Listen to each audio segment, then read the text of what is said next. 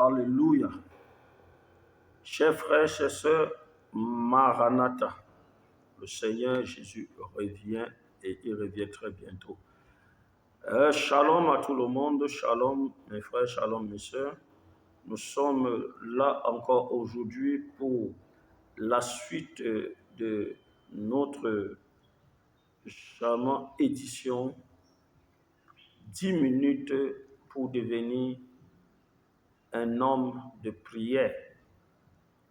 10 minutes pour devenir un homme de prière. Je suis le révérend apôtre N.E. Oswald et je me fais un plaisir d'être devant vous encore ce matin. Nous bénissons le Seigneur pour ses bienfaits, nous bénissons le Seigneur pour son amour, pour ses grâces, pour sa puissance. Alors ce matin, nous allons parler d'un petit sujet, d'un tout petit sujet en 10 minutes. Et ce sujet, je l'intitule Aller au-delà du monde de l'impossible. Aller au-delà du monde, ou bien traverser, dépasser le monde de l'impossible. Vous savez, plusieurs personnes ont dressé des barrières, se sont dressées des barrières, des montagnes naturelles au-devant d'eux. Et ce qui peut être facilement acquis, pour certains, est pratiquement impossible.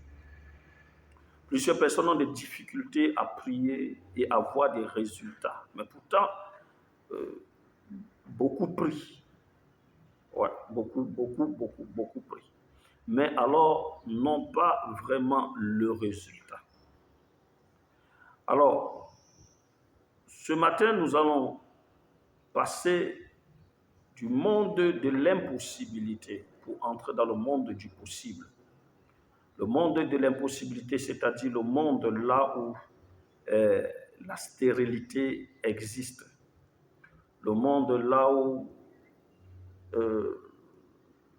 la pauvreté existe, la confusion existe, l'amertume sans arrêt continuel existe. Vous savez, nous avons Christ, oui. Christ nous a tout accompli et a mis tout à notre disposition, oui. Mais il faut aller chercher, il faut aller prendre.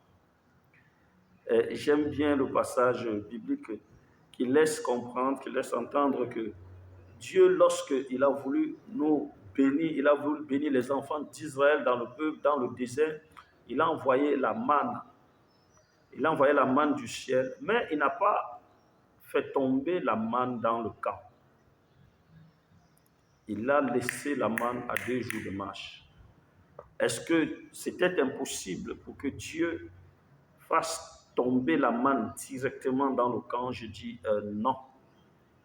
Mais il fallait que l'homme se lève, bien que la manne soit à sa disposition, qu'il se lève et qu'il aille chercher. Alors, comment est-ce que nous pouvons traverser le monde de l'impossibilité et fonctionner dans le monde du possible? Vous savez, Dieu nous a donné 5 sens. Pour fonctionner dans le monde naturel, l'homme a des sens. La vue, l'odorat, le goût, le toucher, lui. L'homme a des sens avec lesquels il travaille, il fonctionne dans le monde commun, dans le monde connu.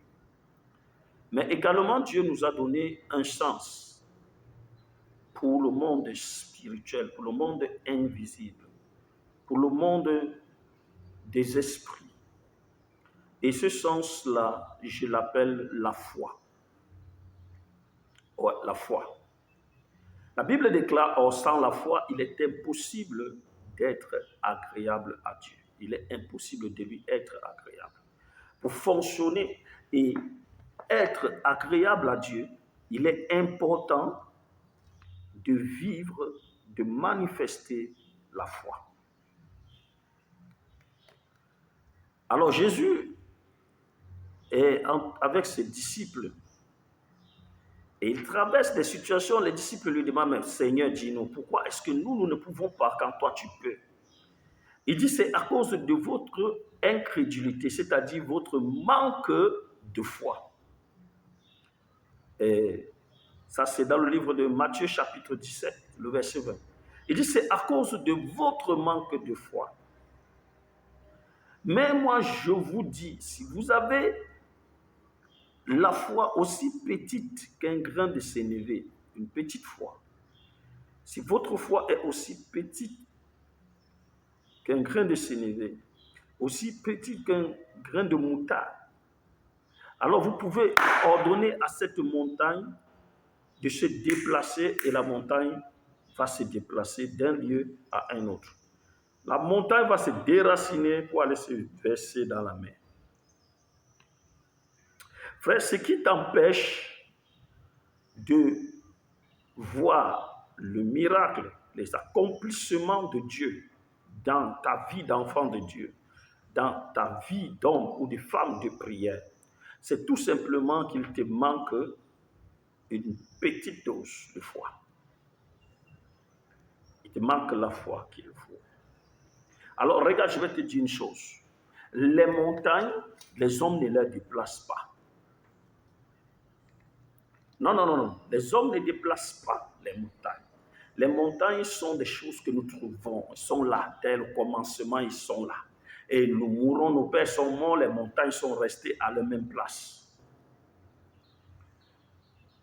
La stérilité, ça dépend du type, mais ce sont des choses que les hommes, à un certain moment donné, ne traitent pas.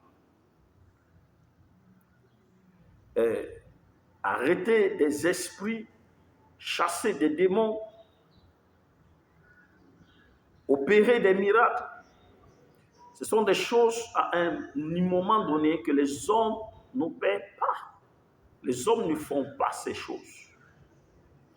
Alors, si tu ne peux pas transporter une montagne, il faut au moins que tu saches une chose qui est très importante et très capitale, c'est que ta foi plus ta prière peut transporter Dieu. Et si ta foi et ta prière peuvent transporter Dieu, alors le Dieu transporté par ta foi et ta prière transportera la montagne qui est devant toi. Jésus est en train de marcher et une femme syrophénicienne vient vers lui et il lui dit, Seigneur, viens, aide ma fille. Aide-moi, ça ne va pas, Seigneur. Jésus de lui dit, il n'est pas bon que l'on donne la nourriture des enfants aux chiens. Cette femme n'était pas une fille d'alliance. Elle n'était pas une fille d'Abraham. Mais elle avait deux choses. Elle avait la foi et elle avait la prière. Sa capacité de supplier, de parler, de s'adresser à Jésus. Ça, elle avait. Elle ne pouvait pas changer la situation de son enfant. Elle ne pouvait pas changer la situation de sa vie, mais elle savait en elle qu'elle pouvait bouger Jésus. Tout comme Jairus. Jairus ne pouvait pas changer l'histoire de sa fille mourante. Mais il pouvait déplacer Jésus depuis la rivière jusqu'à sa maison. Alors, ta foi et ta prière peuvent déplacer Dieu. Ça, c'est ce que nous retenons ce matin.